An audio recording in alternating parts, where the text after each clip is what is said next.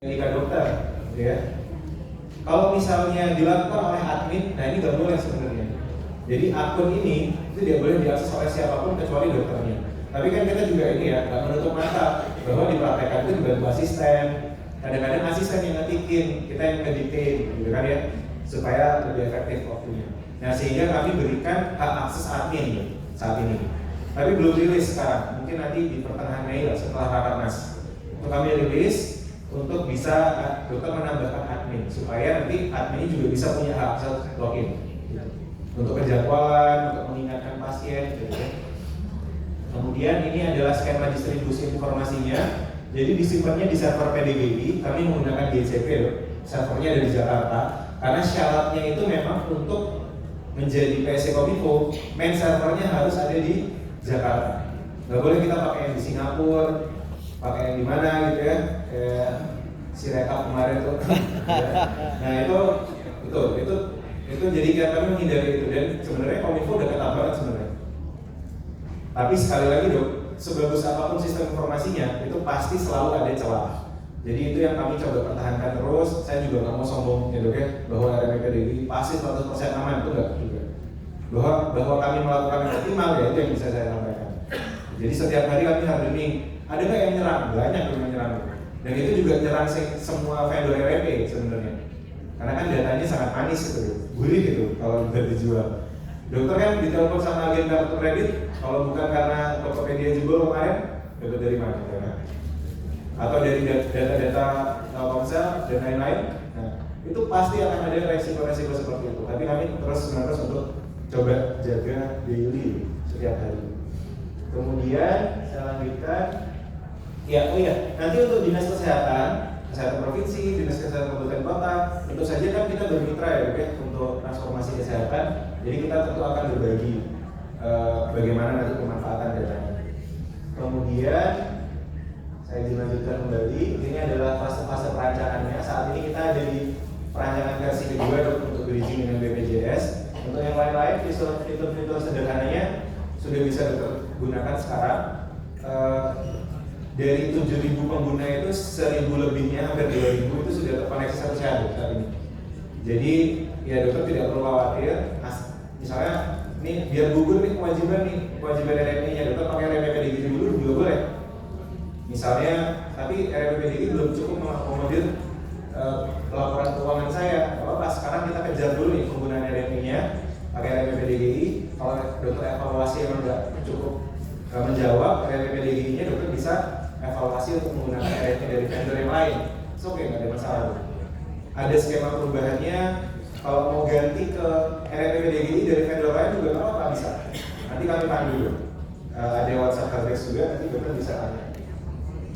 Kemudian ini adalah tahapan dari fase pertama. Kami sudah di fase tahap ketiga dok ya, untuk sosialisasi dan edukasi anggota.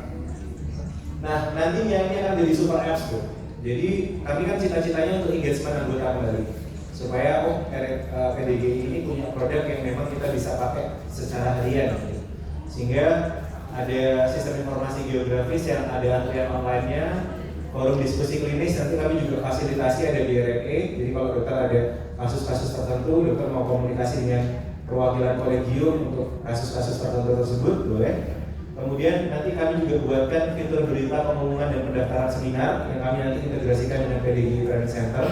Mudah-mudahan nanti bisa segera terakreditasi dok PDGI Training Center-nya. Kemudian, nah kami juga ada permohonan bantuan hukum. Ya ini dewasa ini ya, kita banyak tuh kasus-kasus viral dok ya.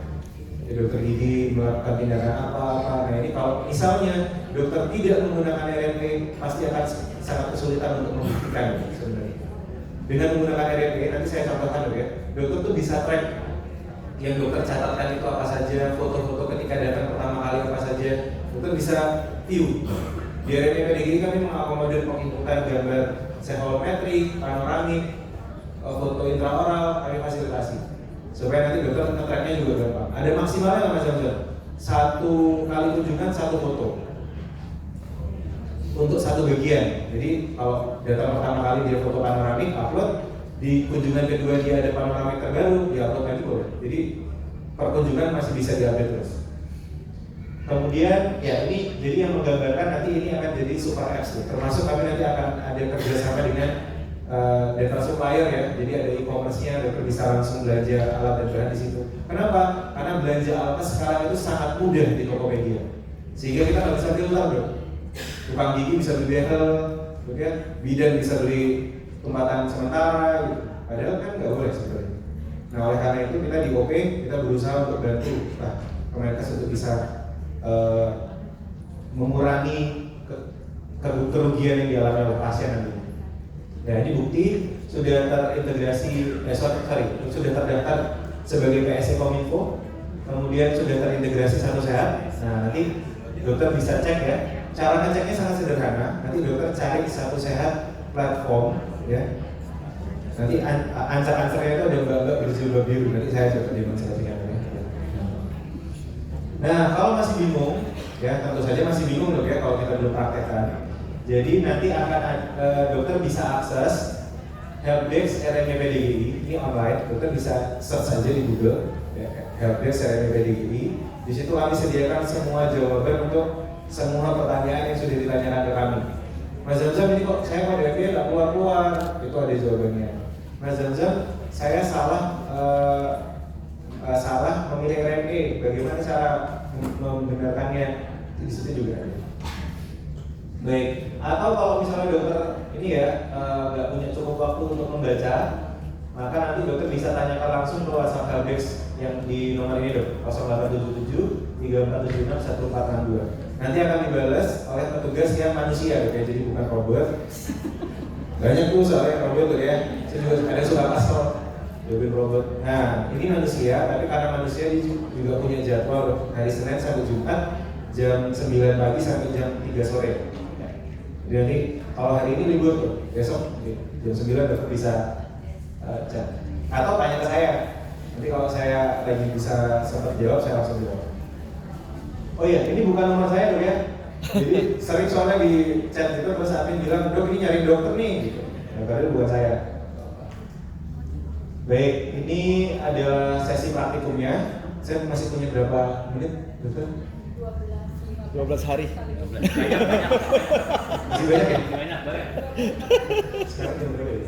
11. Oh, sudah banyak. Oke. Jadi saya akan mungkin karena waktunya juga terbatas, dok ya. Saya nggak akan praktekkan sebenarnya, tapi saya akan coba demokan. Nanti kalau ada cukup waktu kita coba praktekin satu-satu. Ya, saya saja deh, langsung aja.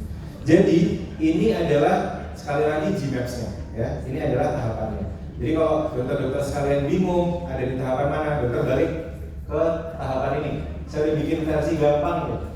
Tuh, tahapan terkoneksi Satu Sehat TPMDG versi gampang.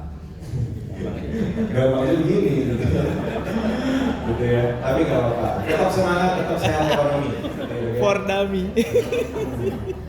Nah, ini adalah tahapan pertama. Kayak saya asumsikan dokter udah lulus semua, udah punya STR, sudah punya SIP, ya. Kita akan masuk ke tahapan pertama. Tahapan pertama adalah registrasi akun. Di mana Zam? Cara bikinnya? Dokter masuk ke registrasi pasienkes.kemenkes.go.id/register atau dokter googling aja. Registrasi pasienkes. Nah, nanti keluar tuh. Pencarian pertama dokter klik. Sampai ketemu form seperti ini. Ya, kalau formnya nggak bentuk begini, dokter cari yang lain, ya. Karena formnya harus berbentuk seperti ini. Nanti dokter daftar ke website lain, ya. Oke, jadi apa saja yang akan ditanyakan? Yang ditanyakan adalah kategori user pendaftarannya yang pertama. Nah, ini penting nih. Kategori user pendaftaran, defaultnya keluar pertama kali adalah klinik, ya.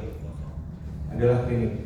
Nah, ini nggak boleh kalau misalnya dokter SIP-nya adalah praktek mandiri. Ya. Jadi dokter daftarnya harus sebagai praktek mandiri. Kalau dokter jawabnya klinik, defaultnya akan seperti ini. Dokter ditanya jabatan, nama vaskes, email address, password, nomor password gitu. Pasti keluarnya seperti ini. Kalau dokter daftarnya sebagai praktek mandiri, nanti akan ada pertanyaan berikutnya. Saya contohkan aja ya. Oke.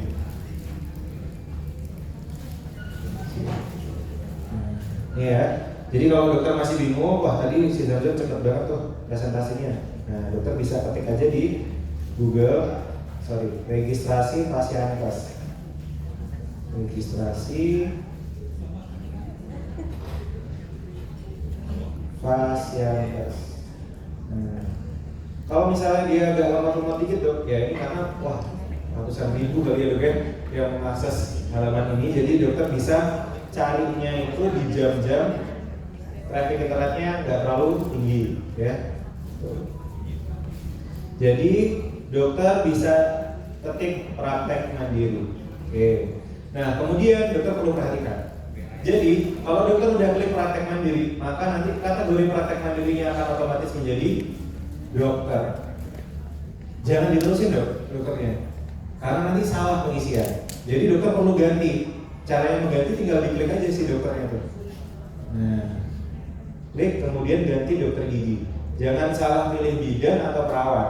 Jadi dokter harus klik yang dokter gigi. Kalau dokter pilih bidan nanti beda tuh yang dirawat tuh. Nah, jadi harus memilih dokter gigi. Bisa nggak salah teman-teman? Bisa, kejadian dok. Jadi dia memilih praktek mandiri, kemudian karena defaultnya dokter, akhirnya keterusan, nggak diganti jadi dokter gigi. Nah, dokter perlu perhatikan kategori yang dokter pilih di sini nanti akan menentukan INM apa yang dilaporkan. Gitu. Jadi kalau dokter salah nih, milihnya dokter gitu, nanti dokter nggak bakal melaporin OHIS, laporannya laporan kunjungan hipertensi. Kejadian nggak? Kejadian dok, kejadian ini. Dan dalam pengalaman kami ya mendampingi itu dok ya. Untuk bisa merubah ini sangat sulit. Jadi Dinkes biasanya dia bikin baru aja gitu. Bikin baru aja. Jadi yang akun ini dibiarin, nggak usah diteruskan sampai dengan QR code. Nah kalau dokter udah keterusan sampai QR code-nya keluar menggunakan kategori dokter, wah nanti keterusan tuh rapor INM-nya ditagih terus, ditagih hipertensi. Nah, padahal salah. Ada juga yang salah pilih bidan, beda lagi tuh dok nanti INM-nya, sehingga ya dokter perlu perhatikan ini jangan sampai salah. Kemudian email address, password dan confirm password. Nah ini dok, tiga ini itu banyak pertanyaan gini. Mas Zamzam, saya kok lupa ya, ini email apa? Ini passwordnya yang mana, saya kok lupa? Karena memang dokter belum bikin ini. Karena memang belum bikin. Mas Zamzam, apakah ini adalah email dan password satu sehat SDNK? Gitu. Ya boleh, kalau dokter mau masukin boleh, gitu nggak apa-apa. Kalau mau disamain. Tapi saran saya dok ya, untuk fasilitas dokter punya email sendiri yang khusus Vaskes gitu. Contohnya saya ya, misalnya saya punya SIP1 tuh, dokter gigi Zamzam SIP1@gmail.com atau zamzam@gmail.com untuk SIP pertama. Contohnya seperti itu. Nah ini penting karena apa? Karena ketika email sudah digunakan maka nanti dia nggak bisa dipakai lagi tuh untuk pendaftaran Vaskes yang lain jika memang dokter mendaftarkan untuk Vaskes yang lain. Nah ini yang saya contohkan tadi, ada petugas puskesmas, kebetulan dokter gigi dikasih tugas sama kampusnya untuk mendaftar sebagai user puskesmas, pakai email pribadi.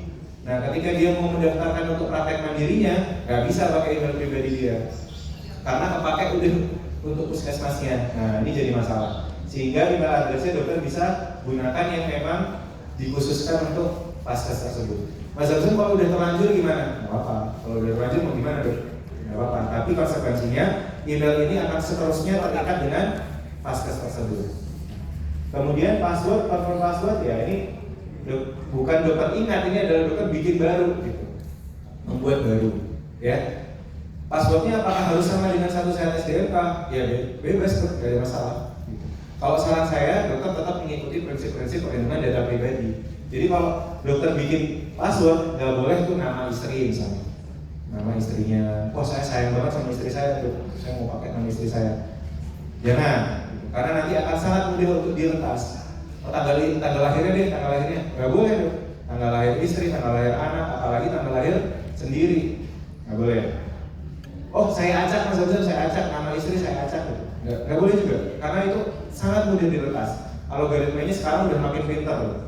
Dia bisa tahu tuh, oh orang Indonesia suka ganti A jadi 4 atau A jadi N gitu. Makin pintar tuh. Nah saran saya, kalau yang zaman SMA, SMP-nya dulu alay, nah itu terusin tuh bakat alaynya. Karena makin alay, makin bagus passwordnya biasanya. Terusin dong, gak apa-apa. Tapi nah, ini lagi dok, dalam perlindungan data pribadi yang perlu dokter perhatikan ya, adalah password ini sulit diterka, tapi juga harus mudah untuk dokter ingat gitu. Wah saya bikin yang sulit Mas Zamzam, Tapi saking sulitnya sendiri nggak hafal, itu susah. Jadi kalau saya ini lebih aktif dari saya. Jadi yang dekat-dekat sama dokter deh, yang dokter lakukan sehari-hari. Misalnya dokter suka makan bakso, ya itu ini aja bikin password aja. Suka makan bakso, huruf A-nya dokter ganti pakai 4, atau kemudian huruf yang lain dokter komunikasikan dengan karakter misalnya. Boleh. Kemudian kalau saran saya dok, password untuk satu website, gitu ya, misalnya kan banyak bentuknya Facebook, Instagram, TikTok, itu sama semua passwordnya. Saran saya bedain dok. Bedanya penandanya dikit aja. Misalnya saya suka bakso, ya, belakangnya dokter kasih untuk Instagram, gitu misalnya. Untuk Instagram. Nanti yang buat FB-nya taruh depan. FB saya suka bakso. Buat ingat-ingat aja bahwa untuk setiap website sebenarnya passwordnya itu aja, cuma nanti ada pembedanya dikit. Nah itu udah susah tuh programmernya. Apa nih? Dokter Budi suka apa nih makanan ini gitu sendiri. Baik, kemudian nomor KTP. Nah nomor KTP itu menyesuaikan dengan KTP Bapak Ibu sekalian yang dokter ada 16 digit. Ya mungkin saya percepat aja supaya nanti keburu. Ya. Oke, nah ini saya lanjutkan lagi dok. Untuk yang di bawah-bawahnya mirip-mirip. Jadi nomor KTP, nama lengkap, jenis kelamin, nomor handphone, tanggal lahir ini adalah menyesuaikan data dokter sendiri-sendiri ya. Untuk praktek mandiri tentu saja data dokter pribadi. Kemudian, nah kalau saran saya nomor handphone itu memang dokter khususkan untuk praktekannya. Karena apa? Karena setiap yang dokter masukkan di sini itu asumsinya nanti akan muncul di satu set mobile. Tapi nanti, sekarang sih belum ya dok ya. Jadi kalau dokter memasukkan nomor pada peregistrasian Paskes, saran saya Paskesnya punya nomor WhatsApp sendiri. Gitu. Jadi jangan pakai nomor pribadi. Kalau pakai nomor pribadi nanti bisa keluar. Di aplikasi Dinkes keluar, di aplikasi satu set mobil pasien nanti juga keluar. Nah itu yang biasanya dipakai tuh sama orang-orang yang mau blasting untuk misalnya jualan obat, peninggi badan, penumbuh kulit, kayak gitu-gitu. Kemudian ya ini jenis kelamin juga jangan sampai salah ya, dicek dulu. Kemudian tempat tanggal lahir ini menyesuaikan KTP sekali lagi. Kemudian alamat Pasienkes itu jangan lupa harus disesuaikan dengan dokumen SIP. Jadi SIP sekali lagi SIP-nya harus terbit dulu. Gitu. SIP-nya harus terbit dulu. Ya nggak apa-apa Mas Zamzam, saya orang alamatnya di sini-sini aja. Gitu. Kalau saran saya SIP-nya diterbitin dulu biar nanti nggak ada masalah. Kemudian nanti dokter ditanya penjumlahan. Oh Mas Zamzam apa lagi nih? Nah ini sebenarnya ganti captcha dokter. Dokter kan biasa pakai captcha tuh ya untuk login atau untuk sign up di website tertentu, pakai password ya kadang-kadang. Nah ini dia pakai penjumlahan. Jadi dokter jangan sampai salah ini. Submit. Setelah submit dokter cek lagi. Kata Zamzam kemarin apa lagi tuh? Registrasi akun, maka akunnya akan diverifikasi oleh Dinkes. Biasanya ada notifikasi email, tapi juga kadang-kadang nggak masuk juga kadang-kadang. Di beberapa sejawat itu ada yang nggak masuk notifikasinya. Sehingga dokter saran saya adalah dicek secara berkala setiap hari. Nah nanti kalau udah 7 hari misalnya dokter bisa datengin verifikatornya. Ada kendala apa atau saya kurang apa gitu ya. Kemudian kita lanjut kembali dok ya ke tahapan. Jadi kan ini registrasi Pasienkes setelah itu. Nah, caranya adalah dokter login. Nah, kalau login itu dokter nanti bisa klik bagian back di sini. Oke. Ya, jadi kalau dokter udah beres, dokter bisa klik back. Nah, di sini ada back. Kalau dokter klik back, maka dia nanti akan masuk ke halaman login. Kalau dokter usernya belum diverifikasi sama Dinkes, nanti dia pasti nggak bisa login, pasti akan ada catatan merah, user belum tervalidasi gitu, atau Anda belum beruntung gitu. Enggak sih kalau itu. Jadi pasti nanti akan muncul notifikasi berwarna merah jika memang dokter belum terverifikasi Dinkes. Nah dokter isikan email dan passwordnya.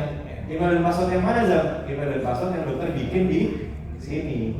Nah, jadi kalau dokter masukin email dan password untuk satu set SDMK nggak bakal keluar ya, nggak bakal bisa login ya. Nah kebanyakan aplikasi Zam, nah emang banyak sih tuh. Ini emang harus dihafalin tuh. Sejawat kita ada guru saya itu bahkan sampai membuat notebook khusus user dan password. Karena aplikasinya ada banyak, jadi dia bikin tuh user password gitu. Nah saran saya, kalau emang dokter ada kebiasaan untuk mencatat seperti itu, lebih baik tapi harus disimpan ya. Jadi kalau hilang bisa dipakai orang-orang yang tidak bertanggung. Di sini ada beberapa tombol lain untuk selain masuk ya, ada daftar user Fastclass, daftar user Binkes, dan lihat juknis. Kalau dokter klik lihat juknis, nanti ada juknisnya untuk klinik, untuk puskesmas, ini bisa dokter cek. Ya. Kemudian daftar user Binkes, nah ini untuk pendaftaran user Binkes, daftar user Fastclass untuk pendaftaran user Fastclass, yang mana adalah halaman ini sebenarnya. Ya. Kemudian masuknya adalah ya untuk masuk jika email dan passwordnya memang sudah sesuai. Baik, setelah itu nanti dokter masuk ke tahapan registrasi Pasienkes. Nah ini adalah tahapan yang saya sampaikan tadi dok ya. Nanti dokter akan diminta untuk upload dokumen. Nah, dokter fokuskan pada klik menu registrasi praktek mandiri. Di sini akan ada beberapa bagian, ada registrasi, alkes, obat, dokumentasi, dan print QR code. Nah, dokter fokuskan setiap tab ini. Jadi ngisinya berurutan. Jangan ngisi alkes dulu, ngisi obat dulu, atau dokumentasi dulu. Kata Zamzam kemarin yang paling capek dokumentasi duluan deh. Enggak.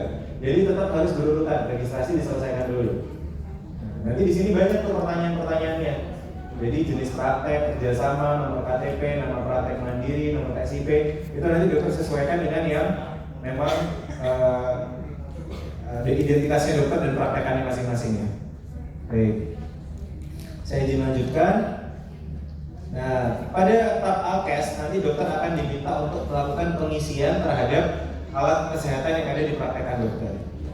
Tidak hanya alat kesehatan, tapi juga sarana prasarana lain seperti air mengalir, listriknya, tempat pembuangan limbah, tensimeter, stetoskop. Yang penting dokter centang semua.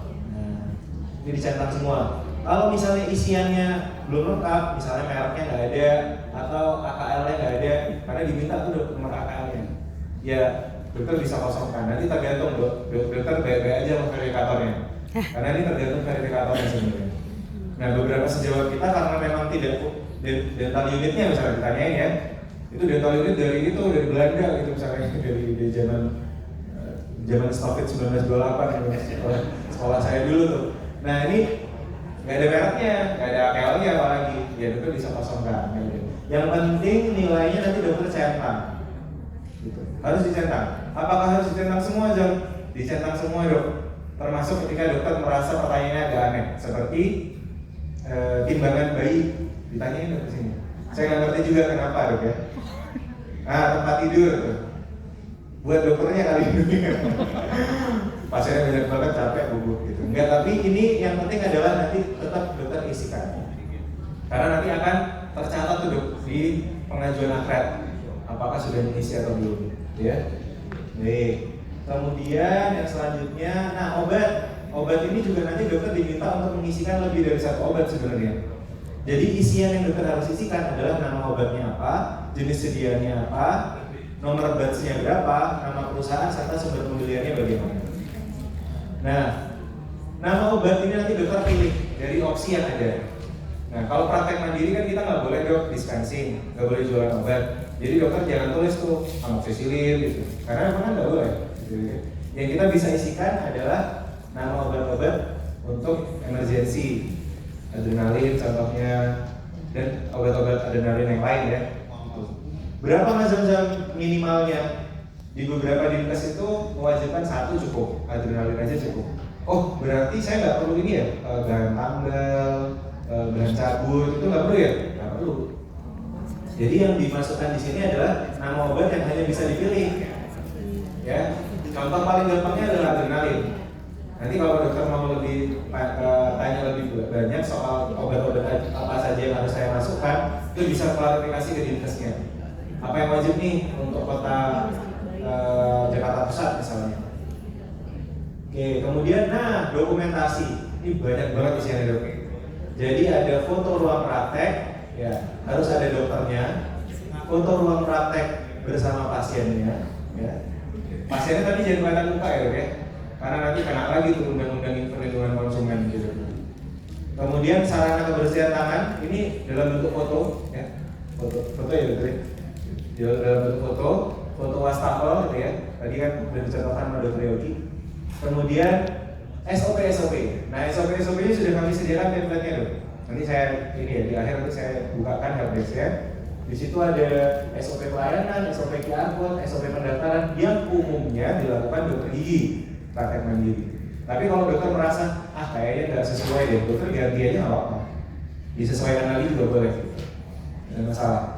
Nah di beberapa dinkes SOP-nya bahkan dikasih sama dinkesnya. Jadi dokter bisa minta untuk ke dinkesnya, ada nggak SOP praktek dokter gigi mandiri?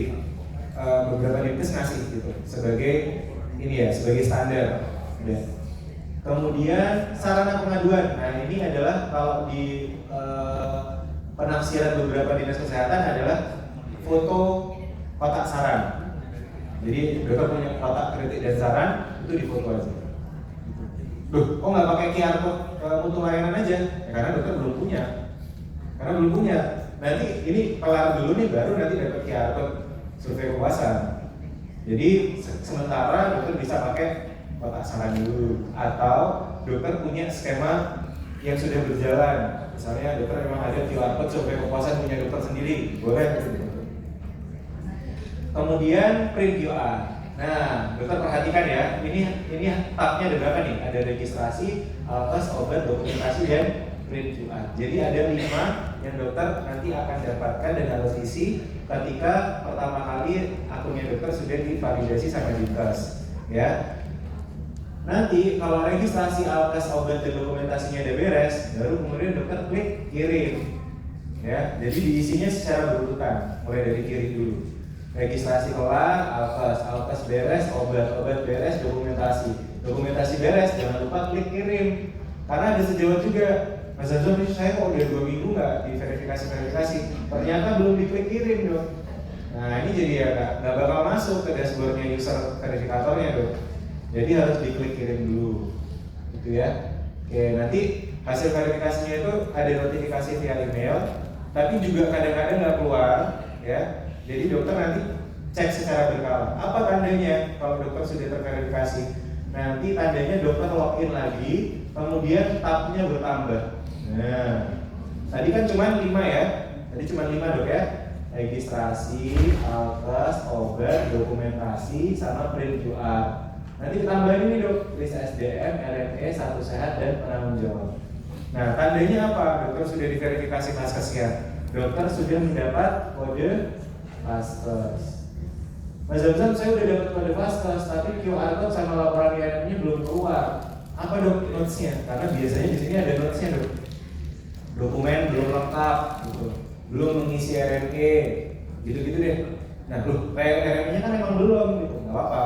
Nanti kita isikan, ketika RME-nya sudah dipilih, maka nanti QR code akan keluar, gitu ya. Baik, jadi tanda-tandanya apa? Sudah diverifikasi vaskesnya, mendapatkan kode vaskes. Nah, kalau sudah dapat kode vaskes, dokter jangan bikin lagi. Wah, kata Zamzam kemarin, ini emailnya jangan email pribadi, saya bikin baru lah, gitu. Bikin baru, nanti dokter dapat kode vaskesnya baru lagi. Implikasinya apa? Mutu fasilitas dokter harus input untuk 2 vaskes. Padahal 1 vaskes tuh dia. Cuman karena didaftarkan 2 kali, jadi perlu untuk melaporkan 2 kali. Jadi kalau udah dapat ini dok, ya udah ini diterusin. Kalau misalnya dokter salah, misalnya ngekliknya dokter gitu atau bidan, maka sampai dengan tahapan print QR, dokter jangan kirim. Udah biarin aja, lupakan gitu, seperti mantan. Dilupakan aja ini, jangan dilogin lagi gitu. Dokter pakai email baru, bikin akun baru, registrasi. Karena kalau dokter minta verifikator yang untuk melakukan perbaikan atau penghapusan, lama nanti dok. Gitu, nanti lewat aplikasi Mantis, selain itu lama ntar. Jadi udah deh, ini nggak usah di verif, dokter bikin baru nanti. Kenapa kok Zamzam bisa bilang gitu? Karena itu yang ngomong adalah orang dinkesnya sendiri. Jadi beberapa dinkes itu udah saya tanyain, lebih gampang mana ngerubah, menghapus sama bikin baru aja dok. Gitu deh, gitu. Baik, saya lanjutkan lagi. Jadi, nah ini dok ya, ini adalah print QR code untuk dokter nanti bisa melihat QR code. QR code tadi saya sampaikan kan ada 2 dok ya, ada yang dari Satu Sehat, ada yang dari aplikasi Mutu Vaskes. Nah yang ini dong, print QR code yang ini nih, yang ada tombol lihat, ini adalah untuk aplikasi Satu Sehat Mobile. Jadi nanti tampilannya, seperti ini. Sebentar ya, saya nah nanti tampilannya seperti ini. Nah, yang di kiri ya, ini adalah tampilan untuk survei kepuasan Satu Sehat Mobile. Nah sekali lagi ini bukan QRIS ya dokter ya, ini nggak bisa berbayar. Jadi ini adalah untuk survei kepuasan pasien dan hanya bisa dilakukan oleh pasien yang memiliki Satu Sehat Mobile. Karena dokter lihat keterangannya di bawah. Jadi dia harus install Satu Sehat, daftar dan scan.